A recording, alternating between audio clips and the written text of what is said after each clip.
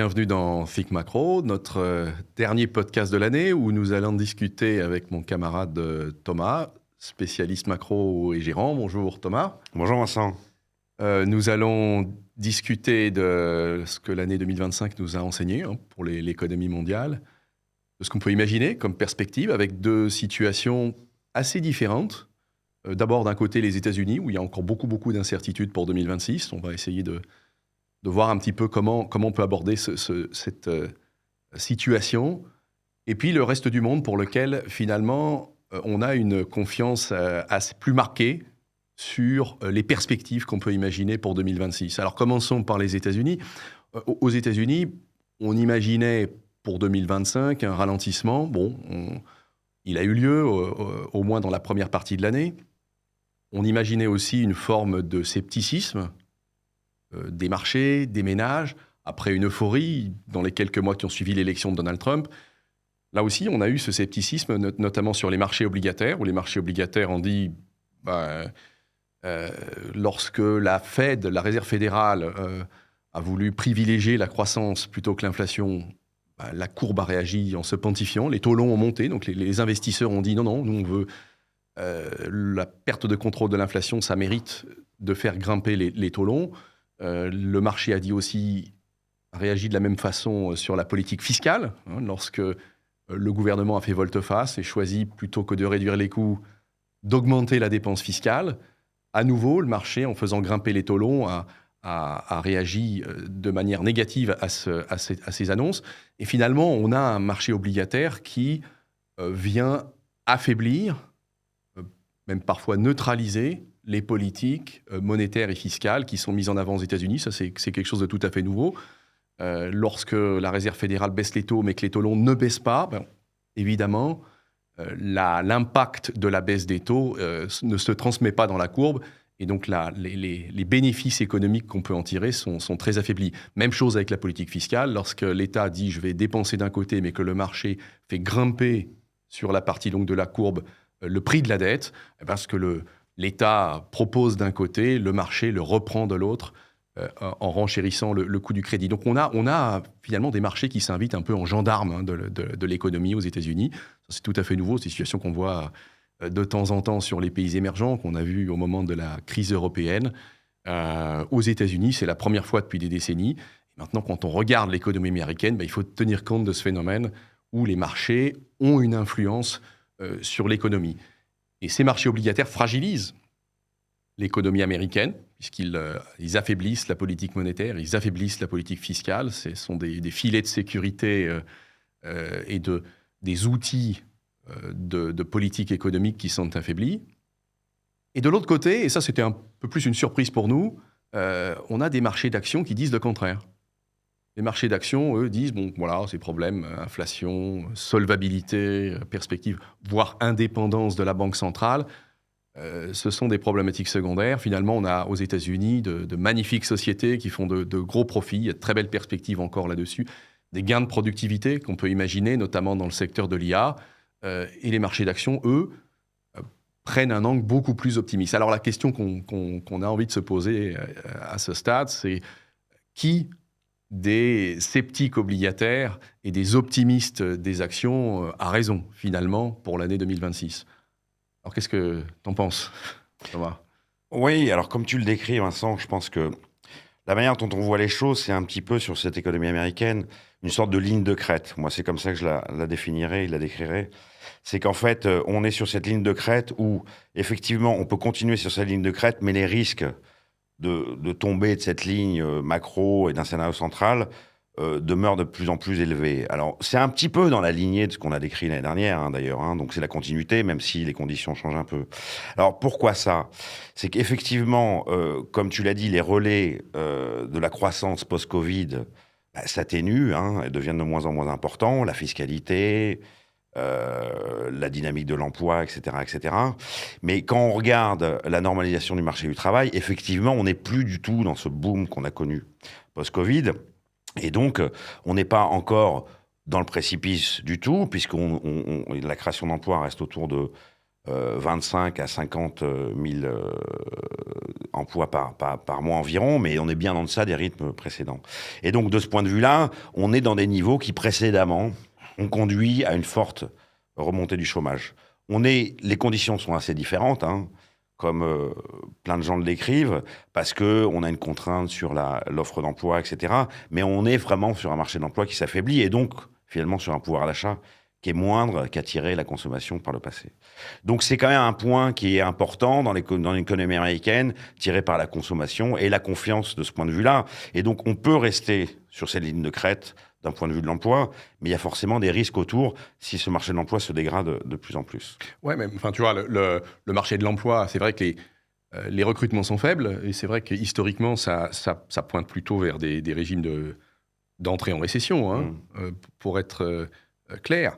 D'un autre côté, les licenciements, eux aussi, sont très bas. Donc, on a une espèce d'équilibre un peu rare, hein, qu'on observe, qu'on n'a finalement jamais observé, où il n'y a ni l'un ni l'autre. On n'a ni recrutement, ni licenciement. Est-ce que ce n'est pas tout simplement parce que les entreprises, et certaines en parlent de cette façon, est-ce que ce n'est pas lié tout simplement à l'incertitude qu'on a eue cette année avec les tarifs et les grandes incertitudes de la politique économique? Est-ce que ce n'est pas lié aussi au fait que l'immigration étant complètement bloquée maintenant, les entreprises, face au manque de main-d'œuvre, adoptent une attitude attentiste, hein, et préfèrent ne pas recruter en attendant d'y voir plus clair. D'ailleurs, c'est peut-être un peu ce qu'on voit dans les chiffres de productivité, où on voit finalement que les entreprises ont probablement demandé à leurs employés de travailler davantage, plus efficacement, donc en attendant d'y voir plus clair.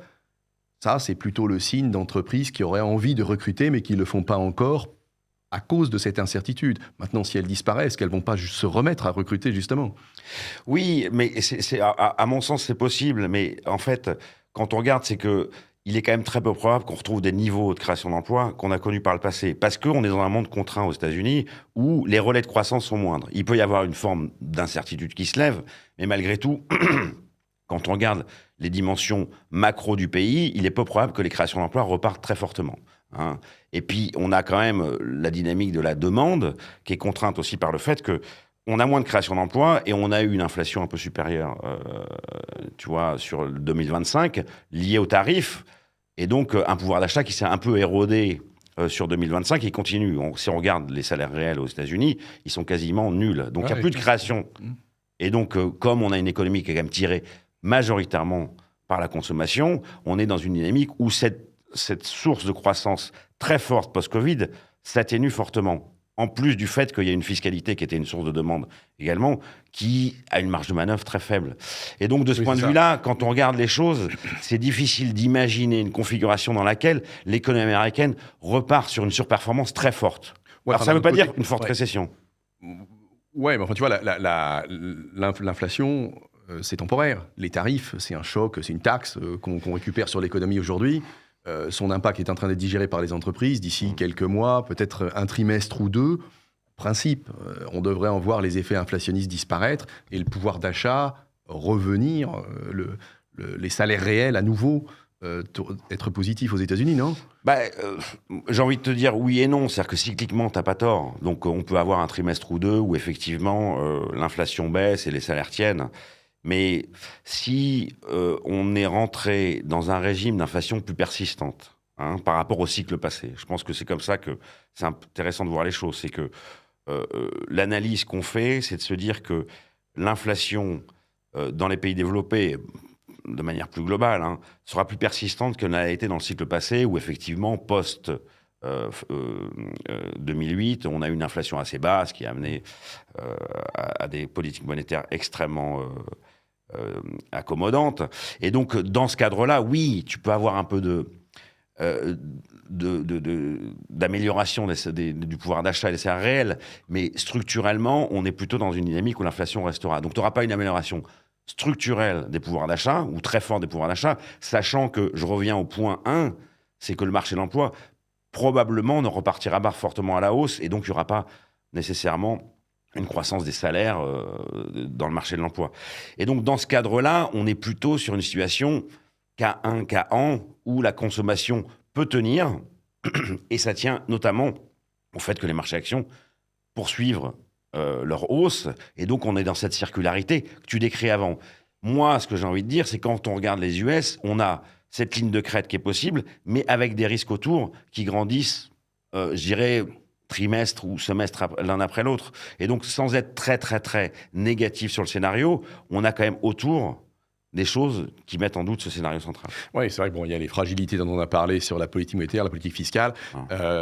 C'est vrai que cette circularité, avec l'importance pour l'économie américaine des marchés d'actions, hein, dont on sait l'importance, pas seulement pour les profits et l'économie que ça génère, mais aussi évidemment pour la confiance et pour la richesse des ménages américains. C'est sur ce fil finalement que l'économie américaine tient et tourne depuis quelque temps et pourrait continuer de tourner. Alors, on a aussi là envie de poser la question, est-ce que ce que croient les investisseurs actions, est-ce que ça a du sens économiquement? C'est-à-dire cette idée que, notamment avec l'intelligence artificielle, on va rapidement repartir dans un cycle de profit important, au-delà de ce que tu dis, hein, sur l'emploi, le pouvoir d'achat.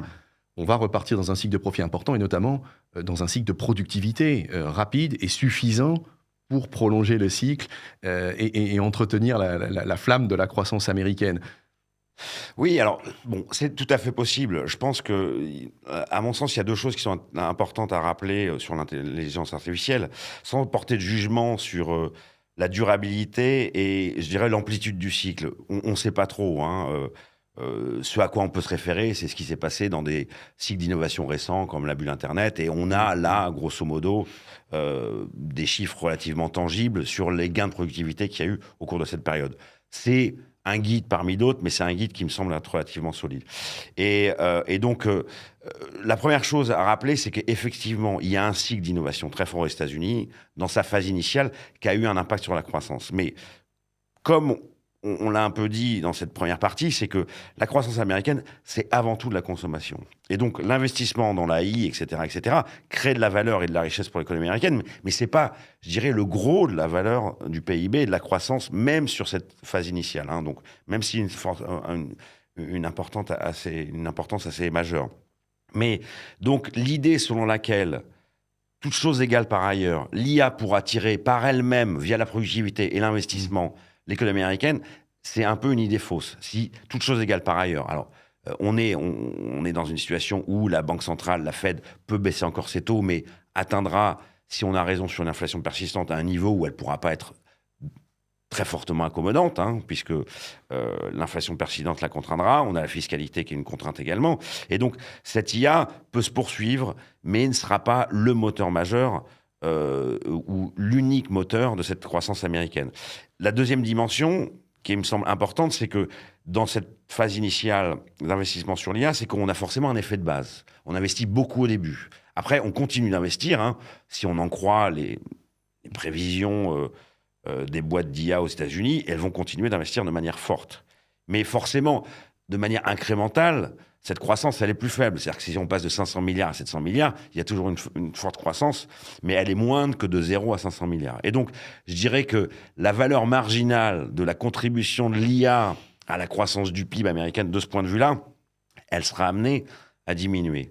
Le troisième point, c'est que, on l'a constaté, c'est que les États-Unis ne sont pas seuls dans cette histoire d'IA, hein, et notamment l'Asie, et on en parlera plus tard, ont une part très importante dans l'aspect fournisseur de cette IA. Et donc, il y a une partie d'importation qui vient. Et donc, ça ne bénéficie pas uniquement qu'aux États-Unis.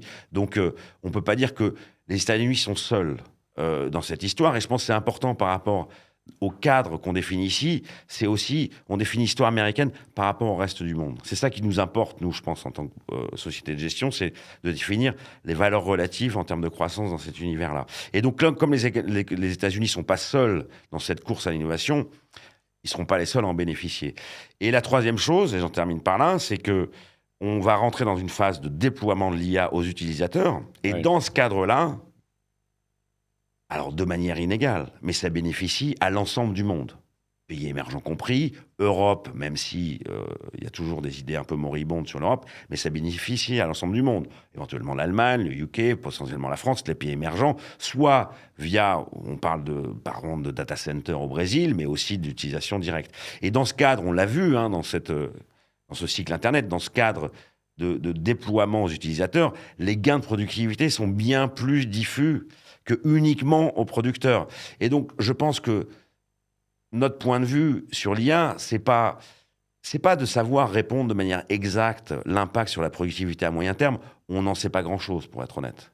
Mais que si, de toute façon, il y a un risque à la hausse de cet impact de la productivité, il sera diffus au reste du monde, avec des plus et des moins, avec un impact, et peut-être les États-Unis auront une croissance de la productivité qui sera supérieure. Mais il sera diffus. Et donc, je dirais même si on a, c'est pas si on se trompe, mais si on a une surprise à la hausse sur cet effet de l'IA sur l'économie, bah, il restera très, très diffus, comme je l'ai dit, au reste du monde. Ouais, on pourrait ajouter, c'est vrai que c'est important cet aspect productivité, parce que c'est pas seulement les États-Unis, en effet, il n'y a pas de frontières hein, pour l'IA, et tout le monde en profitera, même si évidemment on constate quelques délais. Il est vraisemblable que ça s'applique un peu comme pour l'Internet ou les télécoms, ça s'applique à l'ensemble du monde. Et je pense qu'il y a un autre point sur la productivité qui est important pour ce qu'on imagine de l'économie américaine l'année prochaine et les quelques années suivantes, c'est que le déploiement aussi de cette productivité sera assez long. Sans préjuger de la quantité finale qu'on ne connaît pas, en effet, elle sera probablement importante. Hein. Il y aura de gros gains de productivité avec l'intelligence artificielle. Le déploiement se fait secteur par secteur. Certains en profitent déjà, pour d'autres, ça sera 5-10 ans de déploiement. Et donc l'idée selon laquelle l'économie américaine peut, dès aujourd'hui, repartir, réaccélérer avec l'intelligence artificielle, effectivement, il y a un problème de cohérence temporelle là-dedans, puisque ces gains vont être réalisés sur 10 ou 15 ans, alors que le marché des actions a l'air de dire non, ça va être très rapide, et dès aujourd'hui, on devrait voir des gains suffisants pour entretenir l'économie. D'ailleurs, si on se pose la question dans ce scénario hein, qu'on est en train de décrire, qui est un peu la conséquence de notre discussion, où finalement on a une économie qui pourrait continuer à croître plus ou moins à son potentiel, mais avec des risques et des fragilités qui s'accumulent. Il y en avait déjà l'an dernier, elles sont plus importantes aujourd'hui. Est-ce qu'il y a quand même une possibilité qu'à nouveau, les États-Unis nous surprennent par une croissance supérieure à leur potentiel, hein, des croissances à plus 3%, comme on l'a eu en 2023-2024, à ton avis? J'ai l'impression qu'avec ce qu'on dit, c'est peu probable quand même cette fois. Oui, moi je pense que la manière dont je vois les choses, c'est un peu d'essayer de définir des intervalles de confiance. Hein. Donc c'est pas d'avoir une prévision très exacte de l'économie américaine ou de l'économie européenne, ou etc., etc. C'est de dire, finalement, il y a, je pense, un scénario dans lequel les États-Unis croient autour du potentiel. Hein. C'est un scénario relativement central, mais avec des risques qui grandissent un petit peu autour de dérailler. Je pense que de ce qu'on décrit là, nos auditeurs comprennent que les risques sont plutôt à la baisse qu'à la hausse. Et si les risques sont à la hausse, c'est essentiellement lié effectivement à un boom de la productivité de l'IA, potentiellement. Mais encore une fois, la manière dont on pose la question, c'est pas, selon nous, c'est pas la bonne manière de poser la question. La bonne manière de poser la question, c'est que s'il y a ce boom de l'IA, les frais seraient diffus et partagé par tout le monde. Et donc, à ce moment-là, on a une surperformance de la croissance mondiale, mais pas forcément de l'économie américaine en soi, comme on l'a vécu par le passé. Et nous, je pense que c'est ça, c'est la réponse, c'est la question et c'est la réponse à laquelle il est important de répondre pour nous. Oui, c'est ça, exactement. Moi, je pense que c'est vrai que je crois que la clé de ça, c'est qu'il n'y a pas de scénario où on repart dans un monde où les États-Unis croissent tout seuls. Et ça, c'est vrai que c'est une situation nouvelle. On a eu ça pendant 2 ou 3 ans pour des raisons tout à fait cycliques et de politique interne aux États-Unis, même avec un boom de l'IA, à supposer qu'il soit plus rapide qu'on l'imagine et à supposer que ça soit plus fort que ce qu'on imagine à l'instant. De toute façon, le monde entier en profitera et ça s'appliquera à peu près à tout le monde. D'ailleurs, passons peut-être au reste du monde. Pour essayer de voir un petit peu comment tout ça se translate, parce que si on est dans cette situation où les États-Unis, dont on sait l'importance économique, sont dans une situation de fragilité, il faut se poser la question de l'impact que ça pourrait avoir sur le reste du monde. On a ce scénario central où ça va à peu près avec des fragilités croissantes. Qu'est-ce qui se passe pour le reste du monde à cause de cette incertitude sur l'économie américaine, qu'est-ce qui se passe si l'un de ces risques se matérialise et que l'économie américaine ralentit vraiment? Oui, donc je pense que quand on parle reste du monde, forcément, on parle des différentes zones. Hein. Donc, si on décrit, il y a, il y a l'Europe en premier lieu. Donc, je dirais à l'opposé de l'Europe, hein, on sait que l'Europe, c'est relativement boring, comme on dirait en bon français, d'une certaine manière. Mais de ce qu'on voit là, c'est si on prend notre postulat sur les États-Unis, l'Europe, c'est un peu l'opposé. C'est que on a sans doute un scénario avec une forte probabilité qu'on soit au potentiel ou au-dessus, parce qu'il y a des ancrages dans l'économie américaine actuellement, dans ce cycle post-Covid, qui sont relativement forts et, je dirais, endogènes ou autonomes. Hein. Et bon, forcément, on parle du plan fiscal allemand. Hein. C'est vraiment le grand changement de ces années post-Covid, c'est que l'Allemagne décide de faire de la fiscalité du défi, enfin, d'accroître sa dette et de faire des plans de relance fiscaux. Et ça, c'est un ancrage qui est autonome, qui est, je dirais, indépendant du scénario économique américain. Et c'est important parce que, bon, d'abord, on sait que plein de pays américains, européens, sont contraints de manière fiscale. Mais l'Allemagne étant le bon élève et jusqu'à présent décidant de faire de la relance fiscale, forcément, ça a des effets d'entraînement sur l'Europe. Et il y a de la marge. Il y a de la marge, contrairement aux États-Unis, hein, on l'a évoqué, mais les États-Unis sont contraints par une dette qui ne cesse de croître. Et donc ça, c'est quand même un grand changement par rapport au cycle passé et aux équilibres passés.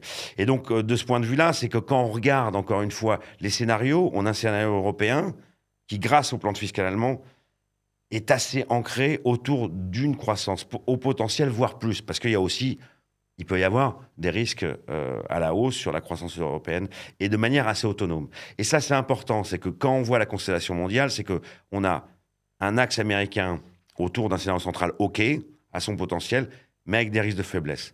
Et un axe européen autour de son potentiel, mais avec peu de risques de faiblesse et un peu des risques à la hausse. Oui, c'est vrai qu'on pourrait d'ailleurs ajouter sur les risques de faiblesse, hein, au-delà de l'aspect fiscal que tu mentionnes, sur lequel il y a finalement beaucoup plus de marge qu'aux États-Unis.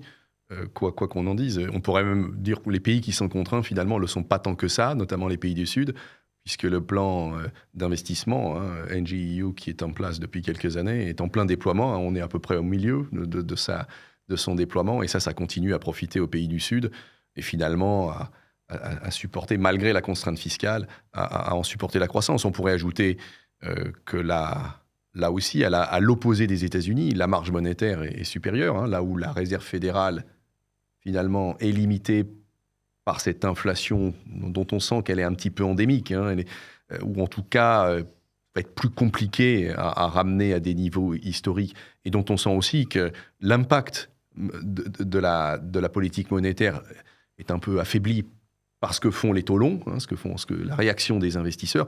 On a beaucoup moins ce phénomène-là en Europe. Et donc la politique monétaire en Europe, tant parce qu'il n'y a pas d'inflation que parce que finalement le risque de mauvaise réaction des investisseurs est relativement faible. On a aussi une politique monétaire qui est beaucoup plus efficace et potentiellement, on a cette arme que peut utiliser la Banque centrale. Et puis il y a peut-être un troisième axe, hein, en Europe qui est important, c'est davantage du long terme. Mais au-delà de cette année 2026, où c'est clair, on peut avoir une confiance assez forte là-dessus, la stimulation fiscale allemande va doper la croissance. On sera probablement au-dessus du potentiel européen. Alors les standards européens, ce n'est pas les standards américains, mais enfin, parler de 1,5 point de croissance européenne pour 2026, ça ne paraît pas tiré par les cheveux. Au-delà de ces chiffres-là, on a en Europe aussi un capital qui travaille très peu, qui a été extrêmement figé. Hein.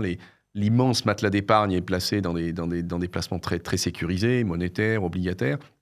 Il y a ce travail aussi qui est fait quand même, là aussi, à l'initiative de l'Allemagne, pour faire travailler un peu le capital. Il y a cette option, avec toutes les difficultés structurelles qu'on imagine en Europe, hein, surréglementation, difficulté de prise de décision, absence de prise de risque des agents. Il y a quand même un travail pour essayer de casser tout ça et de redonner un peu de dynamique au capital. Ça, c'est le développement des fonds de pension en Allemagne, c'est toutes ces mesures d'incitation pour essayer de favoriser l'investissement en actions. C'est ailleurs aussi, hein, en Hollande, on a vu que la réglementation pour les fonds de pension, qui avait été très restrictive dans la foulée de la crise de 2008, maintenant s'ouvre à nouveau et les incite à nouveau. C'est gros, hein, les fonds de pension hollandais. plus grosses industries du fonds de pension en Europe, à eux aussi investir davantage dans des placements un peu plus risqués pour financer les secteurs de l'innovation, essayer de redonner un peu de dynamique économique à ce capital. Est-ce qu'on peut y croire un peu? Est-ce qu'il n'y a pas quand même une option que peut-être que ça aille au-delà de l'année 2026 et d'une simple stimulation fiscale qui ferait finalement, qui se propagerait simplement quelques trimestres? Non, mais tout ça est vrai et j'ai envie de partager ton optimisme. La manière dont je vois les choses, elle est un peu différente. C'est que je pense que ce dont tu parles, c'est très, très possible, mais on ne sait pas. Pour être honnête, on ne sait pas. Les conditions initiales, sans doute l'envie, mais l'implémentation sont plus compliquées. Et donc, j'ai envie de te dire que c'est même une question où on n'a pas besoin d'avoir la réponse d'un point de vue macro-investissement dans l'immédiat. Mais c'est une perspective qui est intéressante, hein, parce qu'il y a des ressources et il y a effectivement, parce qu'on part d'un effet de base relativement bas en termes d'allocation du capital, de faire travailler le capital, etc. On sait très bien que le marché européen est avant tout un marché obligataire et peu marché action. Et donc, il y a un potentiel de redéploiement qui est important. Mais j'ai envie de te dire que c'est des thèmes dont on parle depuis très longtemps. Et donc, personnellement, je ne connais pas la réponse à ça, hein, sur le fait que ça va effectivement se mettre en place au cours des 5-10 prochaines années. À court terme, j'ai envie de te dire que, pour faire écho à ce qu'on a dit sur les États-Unis, c'est que j'ai envie de dire qu'on a des certitudes, malgré tout factuelles, entre le plan allemand, le fait que on sait que l'excès d'épargne qui a été dépensé aux États-Unis post-Covid, il reste dans les pays européens en moyenne. On a un niveau de dette moyen qui est très en delà. Alors, il y a évidemment des pays comme l'Italie ou la France qui ont des niveaux de dette plus élevés, mais d'un manière agrégée sur les pays qui comptent, il y a un niveau de dette plus bas. Donc, il y a une marge de manœuvre supérieure avant que, je dirais, des inquiétudes et des contraintes, comme on l'a dit, sur les gendarmes des marchés, sur les marchés obligataires, se réveillent en Europe. Et donc, de ce point de vue-là, je dirais qu'on a des ancrages et des certitudes factuelles à court terme qui ancrent cette croissance européenne de manière quasi certaine autour de son potentiel, voire plus. Et je pense que c'est ça qui compte pour nous, actuellement. Après, l'avenir... J'ai envie de partager ton optimisme, mais on sait très bien qu'en Europe, pour que la pelote de laine se déroule, c'est souvent plus long qu'on ne le croit. Oui, c'est ça. C'est vrai qu'entre le matelas d'épargne, la flexibilité monétaire, le stimulus fiscal et peut-être, on verra, la capacité de faire travailler un peu plus le capital, ça donne une assez grande confiance, au moins pour 2026, sur une croissance qui serait au-delà du potentiel, de manière finalement assez organique et assez donc indépendante du reste du monde, des États-Unis, et même de ce qu'on peut trouver par ailleurs, et notamment en Chine. Je pense que la certitude, comme on dit, ou l'aspect positif qu'on peut avoir, c'est éventuellement un règlement du conflit russo-ukrainien qui, forcément, pour l'Europe, serait positif. Alors, chez nous, chez H2O, on n'a aucun point de vue très fort sur l'issue du conflit à court terme, hein, mais bon, si on imagine effectivement qu'à un moment, cette chose, enfin, il y a une forme de résolution à ce conflit, pour l'Europe, en termes de prix de l'énergie, mais aussi en termes de confiance, hein, on peut imaginer malgré tout qu'il y ait tout cet excès d'épargne qui soit resté, qui soit dépensé un peu plus, que la confiance soit un peu meilleure pour l'investissement, pour la consommation. Et donc, on voit bien à travers ça qu'il y a les ressources et les coussins pour, de manière incrémentale, améliorer un peu la situation. Hein. On n'est pas en train d'expliquer que l'Europe va croître à 3% tout d'un coup parce qu'il y a une révolution. Mais on voit bien que les coussins, et encore une fois, à contrario, ces coussins aux États-Unis, ils sont faibles et ils tiennent avant tout à cette histoire d'IA qui se poursuit. Donc, je pense que c'est ça qui est important. C'est ça. Donc, croissance solide selon les standards européens, avec peut-être quelques options que ça aille un peu plus loin que 2026. Et qu'on prolonge un peu cette bonne période de croissance pour l'Europe. Ouais, si on passe au reste du monde et on bouge un petit peu vers l'Est, hein, pour aller essayer de voir un petit peu ce qui se passe en Asie et notamment en Chine, on a envie de dire que ce qu'on décrit à l'instant sur l'Europe, c'est-à-dire ces conditions initiales qui sont quand même beaucoup plus favorables qu'aux États-Unis, hein, on a perdu les filets de sécurité aux États-Unis. À l'inverse, dans le reste du monde, ils sont encore très présents. On a envie de dire que c'est aussi très présent, très marqué en Chine et en Asie. Hein. Ce matelas d'épargne très important, cette marge monétaire, cette marge fiscale, cette capacité, cette volonté à faire travailler le capital, tout ça, ça s'applique aussi là-bas. Et je crois que là aussi, on a une assez bonne confiance. J'ai l'impression qu'on peut même parler de scénario qui va bien au-delà de l'année 2026 pour la Chine. Il semble, au-delà de ces aspects de conditions initiales, qui ont plus cette volonté maintenant de passer à une nouvelle phase de la croissance chinoise, qui serait une phase plus centrée sur la consommation, sur l'innovation.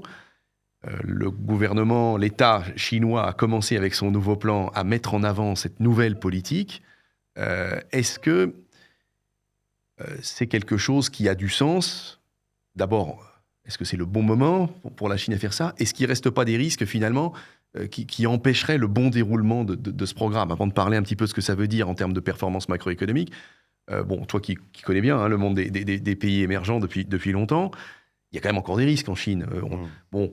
La bulle de l'immobilier, on peut éventuellement dire que ça y est, on a trouvé une forme de stabilisation de l'offre et de la demande. Mais enfin, il y a encore des surcapacités, il y a encore une dette très importante en Chine. Qu'est-ce qu'on peut dire de la démographie qui est quand même très négative là-bas ? Est-ce que ces risques-là, selon toi, restent pas finalement des freins à cette nouvelle phase de la croissance chinoise qui s'annonce ? Oui, alors tu as raison. Alors moi, je pense que pour revenir à ton point initial, c'est que les certitudes sur l'Asie et la Chine sont encore plus importantes qu'elles ne sont sur l'Europe parce que c'est une zone qui est prône à l'innovation, donc est très en amont dans ce cycle-là. Donc pour revenir sur les risques dont tu parles, je pense que c'est juste important de remettre un peu en perspective. On a la Chine qui explose post-OMC dans les années 2000, c'est le grand bull market qu'on a connu sur les émergents notamment, les matières premières, etc. Et après, on l'a plutôt bien vu chez H2O d'ailleurs, c'est cette phase de purge qui commence après la crise de 2008, en 2010-2011, grosso modo, où il y a cette bulle immobilière, cette surcapacité dans l'économie chinoise. Et je pense, de manière assez dirigiste, ça a des avantages et des inconvénients, la Chine décide de passer par une longue phase de purge. Et d'ailleurs, on a vécu ces 10-15 ans, depuis 2010, de croissance chinoise qui ralentissait, qui passait de 9-10% à 4-5%. Et donc, il fallait assainir tous ces points, un peu de bulle et de levier très important dans l'économie chinoise. Alors, c'est difficile de dire si la stratégie est complètement aboutie. Mais ce qu'on peut dire aujourd'hui, c'est que les prix de l'immobilier ont largement baissé. On a une épargne très forte en Chine. On a une surcapacité donc, dans le marché de l'immobilier qui est quand même très assainie. Je ne pense pas que le pouvoir central ait l'intention de relancer ce marché de l'immobilier comme source principale de la croissance, comme ça l'a été dans le passé. On sort de donc, ce ce n'est pas régime. l'idée. Ouais. Donc, l'idée, c'était d'avoir une situation plus saine. Et d'un point de vue offre-demande, ça semble être bien plus sain. Sur la dette, c'est vrai que quand on regarde la dette totale chinoise, elle est très importante. Elle est plus importante au niveau municipal et, je dirais, local qu'au niveau de l'État central. Donc, il y a toujours la possibilité d'avoir, je dirais, un leverage supérieur, un effet de levier supérieur sur l'État central. Mais ce qui est important, et on le voit en contraste de plein d'économies développées, notamment aux États-Unis, c'est que toute cette dette est détenue localement. Aussi avec un fort taux d'épargne, donc qui est dédié, qui peut financer cette dette. Et donc finalement, ça crée un risque de flux de capitaux extérieurs qui est quasiment nul. Et donc c'est un peu un système qui fonctionne sur lui-même. Et donc quand on a un système qui fonctionne sur lui-même, il y a beaucoup moins de risques de rupture. Parce qu'en fait, on décide de la manière dont c'est un petit peu dirigé. Et donc cette dette est un problème, mais la manière dont elle sera financée pose pas de risque, je dirais, systémique à un horizon qu'on peut essayer de voir. Et donc ça, c'est important. Sur l'aspect démographique, on le sait, c'est une population vieillissante, comme beaucoup de populations dans le monde développé. Donc, mais en fait, ce qui est très particulier à la Chine, c'est qu'il y a quand même encore un réservoir de main-d'œuvre dans les campagnes qui... J'ai envie de faire un parallèle où c'est un petit peu une forme d'immigration interne, comme on voit aux États-Unis, où il y a des migrants en Amérique latine qui viennent fournir de la main-d'œuvre moins chère pour faire croître la croissance potentielle, pour faire croître la consommation. Et finalement, en Chine, dans les campagnes, on a encore, et c'est normal dans une phase de développement, ce mouvement de passage des campagnes à la ville vers des classes moyennes qui est encore possible. Donc c'est une forme de potentiel d'immigration. Et donc tant qu'on a ce potentiel d'immigration interne, La démographie vieillissante, c'est un peu moins un C'est problème. moins un problème, Parce ouais. qu'en fait, grosso modo, on a une ressource là. Donc oui, il y a toujours des risques autour, mais la Chine, là, entre dans une phase qui me semble être très positive pour la Chine et pour le reste de la région, hein. Et donc ça, c'est très important pour le reste de la région. Et il y a l'aspect d'innovation, je pense, qui est très important. Oui, donc en gros, bon, il y a toujours les choses ne sont pas complètement purgées, assainies, hein, comme tu le dis, mais enfin maintenant c'est gérable, quoi. C'est gérable et ça ne sera pas un frein majeur à ce nouveau cycle de croissance qui s'amorce. Et en réalité, il s'amorce de deux façons, hein.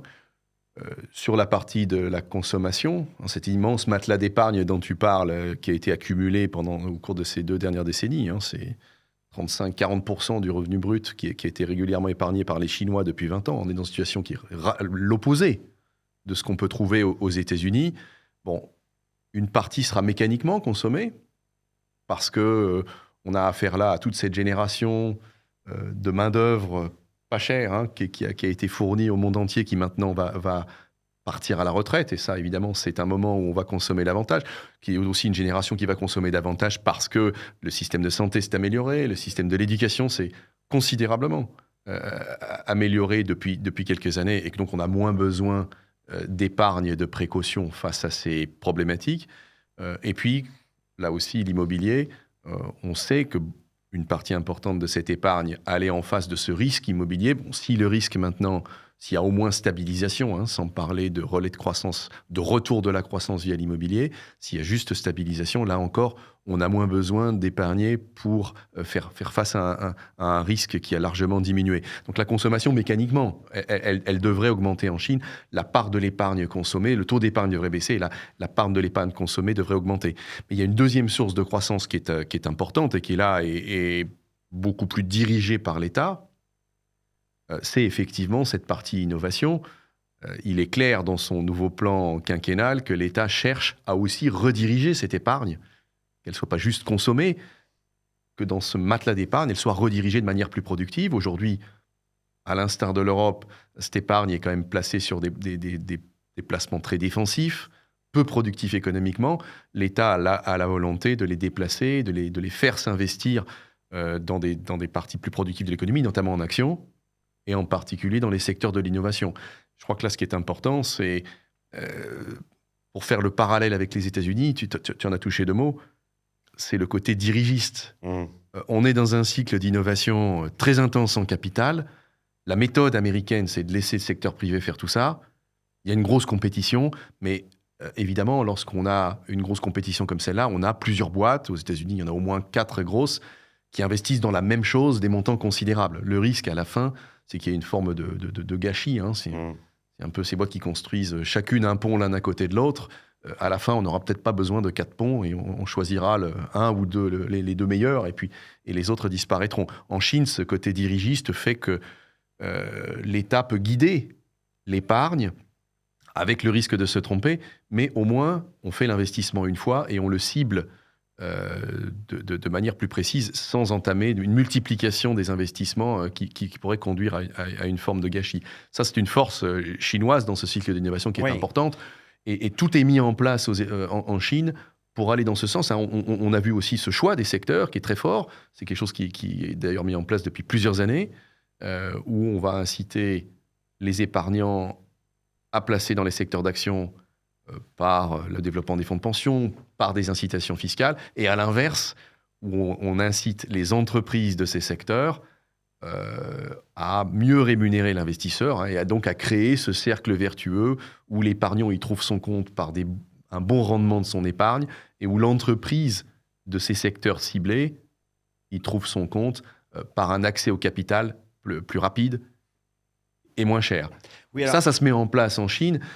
C'est quand même de nature à provoquer, à créer un vrai cycle de croissance chinois centré sur la productivité, centré sur l'innovation, qui pourrait nous amener quelques années. Il y a une place de la Chine dans ce cycle qui est très très favorable pour la raison que tu décris. Il y a quand même plusieurs points supplémentaires. C'est les dotations initiales en ressources, hein. Et ça, c'est très important. On sait que dans cette phase, dans cette course à l'innovation, bon, il y a la recherche, mais on voit maintenant qu'au niveau de recherche, et au niveau, je dirais, capacité humaine, capital humain, la Chine est autonome, hein, donc c'est très important. Et il y a aussi tout l'aspect, je dirais, matière première. On sait que c'est consommateur d'énergie. La Chine a l'énergie peu chère. Et donc, dans ce cycle de production, la Chine est très bien placée, alors qu'aux États-Unis aussi, sans doute en Europe également, on devra construire des capacités énergétiques très importantes, des investissements très importants de ce point de vue-là. Donc, la Chine est bien placée ça, et on sait qu'aussi qu'il y a tout le facteur terres rares, où la Chine est très bien placée sur ce point de vue-là. Donc, quand on regarde effectivement tous ces facteurs mis les uns après à côté des autres, on a une situation très favorable pour que la Chine, et je dirais l'Asie de manière générale, bénéficie de ce cycle d'innovation. Et on en revient au point, hein, c'est que s'il y a de l'upside dans ce cycle d'innovation, les États-Unis ne seront pas les seuls à en bénéficier. Et c'est important à signifier, je pense, à nos auditeurs, parce que tout est le point, c'est de savoir qui profite dans ce cycle. Et ça, ce sera très largement partagé de ce point de vue-là, et c'est important d'un point de vue après investissement.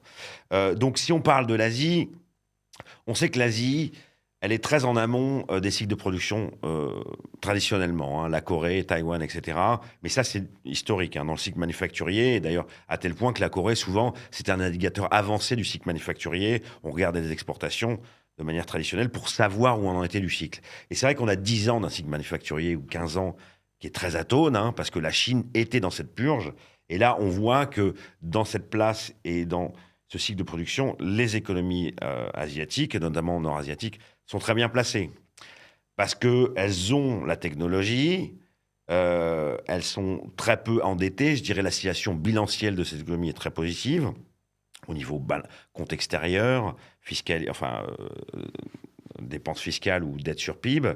Et donc, on a peu de freins à ce niveau-là. Et donc, elles vont sans doute être très en amont et bénéficier de ce cycle de rebond lié à l'innovation. Et en plus, j'ai envie de te dire qu'elles détiennent, à mon sens, qui est un petit peu la nouvelle matière première, qui sont la capacité à fournir des puces. Hein. Donc, on voit bien que là, il y a une course un petit peu... Ah oui, mais c'est vrai que sur les data centers, aujourd'hui, 70-80% de ce qui est nécessaire à la construction de ces centres vient d'Asie, finalement.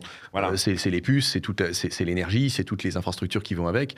Finalement, c'est très outsourcé hein, de la part de l'Asie, qui en profite évidemment à plein de tous ces investissements, les 500 milliards, 700 milliards qu'on aura peut-être l'année prochaine, qui viennent des États-Unis. Aujourd'hui, c'est en Asie qu'ils se fournissent, en effet. Voilà, donc je pense que de ce point de vue-là, c'est vraiment un thème... Et c'est assez tectonique, hein, parce que on vit 10-15 ans de purge en Asie, hein, et ça, c'est quand même un peu important. On a eu des devises très, très, très faibles, qui sont cheap d'un point de vue structurel. Et donc, je pense que là, on vit un peu un tournant. Il y a un point qui est important également pour l'Asie, c'est que, a priori, on est dans un monde où le prix du pétrole devrait rester relativement raisonnable. Hein. C'est des gros importateurs de pétrole. Et donc, ça a eu pesé dans le passé. Mais effectivement, ça ne devrait pas forcément être une source de contrainte, ni sur la consommation, ni sur les balances extérieures. Et donc, de ce point de vue-là, c'est important. Et peut-être tu veux toucher un mot du Japon, qui est aussi, il y a une forme de renaissance. Mais ce qui me semble important dans cette constellation asiatique, c'est qu'on a la Chine et le Japon, qui encore une fois sont des ancrages où il y a une croissance forte, avec peu de downside et potentiellement de l'upside. Hein. Et encore une fois, c'est le contraste par rapport aux États-Unis. Je pense que c'est ça qui est important. Oui, c'est la première fois, d'ailleurs, historiquement, qu'on a et la Chine et le Japon qui sont dans une dynamique positive, même très positive. Et on peut parler ici, là, comme tu le dis, d'un changement tectonique. C'est-à-dire qu'après 10-15 années de purge, une dynamique pour un nouveau cycle, hein, pas juste... 1 ou 2 années de bonne performance. Là, il y a vraiment la place pour attaquer un nouveau cycle économique très, très porteur pour toute la région asiatique. Je crois qu'on peut aussi conclure que la Chine est bien plus qu'un challenger des États-Unis sur ce cycle d'innovation. Hein. On l'a dit ici, l'IA ne profite pas qu'aux États-Unis, tant par ses gains de productivité que même par son cycle d'investissement en infrastructure. Ça profite à l'ensemble du monde, et notamment à l'Asie, dès aujourd'hui par l'infrastructure, demain par les gains de productivité. Et la Chine aujourd'hui est bien plus qu'un challenger des États-Unis. C'est vraiment un rival des États-Unis dans cette course, avec, par son économie dirigée, finalement, dans un cycle qui demande des investissements absolument considérables, un avantage là, compétitif qui est tout à fait clé et un accès aux ressources que les Américains n'ont pas. Maintenant, les émergents, c'est l'Asie, ce monde des pays émergents, mais c'est aussi les pays émergents plus cycliques, qui d'ordinaire sont plus fragiles. L'Amérique latine, ce sont des pays qui souffrent historiquement de déséquilibres un peu plus marqués, et donc ils ont des caractéristiques de risque et de volatilité qui sont un peu plus fortes. Mais là encore, cette description qu'on fait du reste du monde, dans lequel on parle de conditions initiales solides et d'une dynamique qui commence à s'inscrire, est-ce qu'on ne peut pas l'extrapoler aussi à ces pays d'Amérique latine? Quand on regarde les métriques économiques, vraiment, pour rester très, très factuel, on a en Amérique latine aussi une très forte amélioration de ces risques, de ces composantes fondamentales des économies. On a des balances commerciales qui sont maintenant à l'équilibre. On a des balances des capitaux qui sont souvent positives, alors que c'est une maladie chronique ou une faiblesse chronique de ces pays où il y a toujours besoin de recevoir des flux de capitaux venant de l'étranger. C'est plus le cas, pratiquement dans aucun des pays de cette région. On a des changes qui se sont stabilisés. Est-ce qu'on n'a pas là aussi des conditions de départ qui sont très favorables? Est-ce qu'on a, comme en Asie, une indexation au cycle qu'on est en train de vivre et qui est en train de commencer en Asie? Est-ce que la région d'Amérique latine va, elle aussi, en profiter, partant de cette situation fondamentale plutôt favorable? Oui, c'est vrai que les émergents dits cycliques, donc c'est beaucoup l'Amérique latine, mais on peut inclure un petit peu l'Afrique du Sud dans ce mouvement-là, la Turquie et la Russie d'une certaine manière. Mais c'est vrai que il faut regarder les choses un peu en perspective, et c'est aussi beaucoup lié à cette histoire chinoise et cette histoire américaine. C'est que on est passé dans un monde où, moi, je dirais les émergents comme un peu les passagers clandestins, historiquement, du cycle mondial. C'est-à-dire que, pour résumer, il fallait, pour les émergents cycliques, et notamment l'Amérique latine, si on se concentre là-dessus, il fallait des matières premières qui étaient élevées et des conditions financières du dollar qui étaient très souples. Et grosso modo, on avait là des balances courantes qui s'amélioraient, un dollar plus faible parce que, en fait, les taux de la Fed étaient plus bas, et donc il y avait un flux de capital qui allait, je dirais, par défaut dans ces pays, qui offrait un peu plus de portage, etc. Et donc, c'était un petit peu la dernière roue du carrosse, et c'est pour ça que je parle de passer clandestin. Ce qu'on a vécu, notamment via la purge dont on a parlé sur la Chine, parce que les pays émergents cycliques l'ont vécu également. Les matières premières ont été faibles ces 10-15 dernières années, avant le Covid. Et donc, il y a eu cette purge dont ils ont souffert également. Mais moi, je dirais maintenant, on est un peu sur une forme de passage embarqué. Ce que je veux dire par là, c'est que la nuance, à mon sens, elle est sur le fait qu'on a beaucoup plus d'autonomie qui a été forcée par cette purge des pays émergents. Et aussi parce qu'il y a eu, depuis longtemps, une amélioration structurelle des institutions dans la plupart des pays émergents, il y a toujours quelques exceptions, qui font qu'il y a une forme d'autonomie sur la politique monétaire, fiscale, bien plus que n'était par le passé, où les pays émergents étaient, comme on dit, un petit peu des price takers de l'environnement international. Et donc, là, encore une fois, c'est un changement, je pense qu'on veut signaler, et je dirais de manière assez prononcée à nos auditeurs, c'est de dire qu'on est sans doute à la fin de cette phase de purge des pays émergents, dans le sillon de la Chine, et de ces émergents cycliques qui offrent de la valeur, non seulement en termes de portage sur leurs devises, des devises qui sont très très faibles historiquement par rapport à leur valeur d'équilibre, et une capacité d'absorber et de participer au cycle qui est bien plus autonome que par le passé. Et donc, une forme de résilience plus importante. Et c'est important parce qu'en fait, dans ce qu'on décrit au fond, je pense que la situation, c'est cette forme de convergence où on a des émergents cycliques, dont l'Amérique latine, qui s'améliorent en tendance, et des pays développés, notamment le cœur qui est les États-Unis, qui se détériorent en tendance, sans que ce soit la catastrophe. Et donc, en fait, je pense que le message qu'on décrit depuis 1 ou 2 ans et qu'on a dans le portefeuille, c'est cette convergence des primes de risque. Donc, moi, je viens du risque pays, c'est ce qu'on appelle le risque pays. Et donc, en fait, tu as un risque pays qui grossit aux États-Unis, sans dire que c'est la catastrophe, qu'il va y avoir un défaut. Je ne veux pas être du tout rentrer dans des dans des excès. Mais effectivement, on voit bien qu'il y a toutes les raisons pour lesquelles, les raisons pour lesquelles de penser que les États-Unis, le risque pays va se détériorer, alors que dans les pays émergents, il s'améliore en tendance. Et donc, on joue, nous, en fait, aussi, cette convergence des primes de risque. C'est un peu cette logique-là. Oui, c'est vrai qu'on a le sentiment, quand on regarde, comme tu dis, les choses de manière un peu globale, que ces pays cycliques sont de moins en moins dépendants de ce qui se passe aux États-Unis. On a moins besoin, c'est beaucoup plus organique. On a moins besoin d'une réserve fédérale qui baisse les taux. On a moins besoin de la faiblesse du dollar. On a moins besoin, voire plus du tout besoin, des capitaux qui viennent de là-bas et qui viennent soutenir l'économie et corriger les déséquilibres financiers du pays. Alors qu'à l'inverse, aux États-Unis, on commence à découvrir une dynamique un peu qu'on observait plutôt d'ordinaire dans les pays émergents, avec ce qu'on disait au début, c'est-à-dire des investisseurs obligataires qui disent stop et qui viennent interférer dans l'économie, un peu comme on pouvait le voir à l'époque dans ces pays cycliques, lorsque la politique économique n'était pas tout à fait rigoureuse. Donc c'est intéressant de voir cette dynamique des émergents qui convergent vers des standards de pays développés, et de pays développés, pour certains, qui au contraire s'affaiblissent et se donnent des caractéristiques un peu de pays émergents. Et ça a été à marche forcée, puisque forcément, comme ils n'avaient pas, pour reprendre une expression connue, de privilèges exorbitants, ils ont dû se contraindre d'amélioration, il n'y a pas eu le choix, et on voit... Je pense que ce qui est assez frappant, c'est aujourd'hui, c'est quand on regarde les différences d'érosion de la confiance dans la politique monétaire. On voit, il y a tout un débat sur la Fed aux États-Unis, sur une forme de perte d'indépendance, ou ce qu'on appelle la fiscale dominance, un petit peu dans l'univers d'analyse.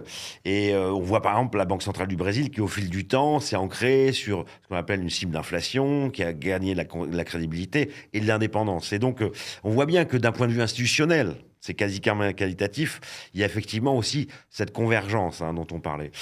Le point qui est important, je pense, c'est que, aussi à rappeler à tout le monde, c'est que cette disette et cette purge des émergences est accompagnée par un non-investissement global sur les equities et sur la dette émergente au cours des 15 dernières années. Quand on prend, il y a quelques mois qu'on fait quelques études, c'est que quand on prend la part des actifs alloués aux émergents dans les grands allocataires mondiaux, elle n'a cessé de diminuer. Alors que le marché de la dette, le marché des equities, donc en proportion de ce qu'on aurait dû, je dirais, naturellement alloué aux émergents, ça a baissé. Donc le monde est sous-pondéré émergent, structurellement. Alors cette année, il y a eu un peu de reflux parce que la thématique prend un petit peu de traction auprès des investisseurs, mais par rapport au stock, c'est tout petit. C'est-à-dire que grosso modo, il y a eu quasiment zéro investissement en dette émergente sur les 15 dernières années, alors qu'il y en a eu énormément dans la dette privée aux États-Unis ou dans le crédit aux États-Unis. Et donc, cette anormalité, à un moment, elle va reconverger. Ça paraît logique. Et on pense, nous, qu'on est un peu à l'aube de cette reconvergence et de cette dynamique de flux.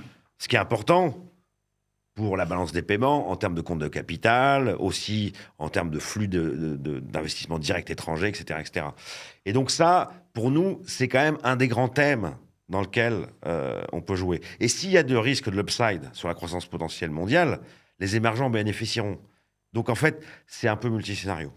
Ouais, je crois que pour conclure sur notre discussion, on a d'un côté, on a un monde bipolaire, finalement, où on a d'un côté les États-Unis sur lesquels la croissance reste correcte, mais les faiblesses s'accumulent, et de l'autre, le reste du monde, et en particulier les pays émergents dans leur ensemble, pour lesquels on aligne les planètes, tant du point de vue du risque que de la dynamique économique et de l'indexation à ce grand cycle d'innovation qui a commencé et qui profitera et à l'Asie et à l'ensemble des pays émergents cycliques. Et le fait que les investisseurs ne soient pas exposés à cette région laisse présager un potentiel important. On a vu le mouvement commencer cette année par les marchés d'actions. Les investisseurs devraient continuer à se diriger vers ces pays, à la fois parce qu'ils cherchent à diversifier leurs actifs américains devenus plus risqués, plus fragiles, pour échapper à l'érosion du dollar, et parce que ces investissements dans les pays émergents offrent une très très belle opportunité, des décotes, des rendements intéressants et des perspectives d'indexation, de profit sur ce cycle économique qui sont élevés. Hmm. Voilà, merci beaucoup, merci Thomas pour cette intéressante discussion et à bientôt pour un nouveau Think Macro.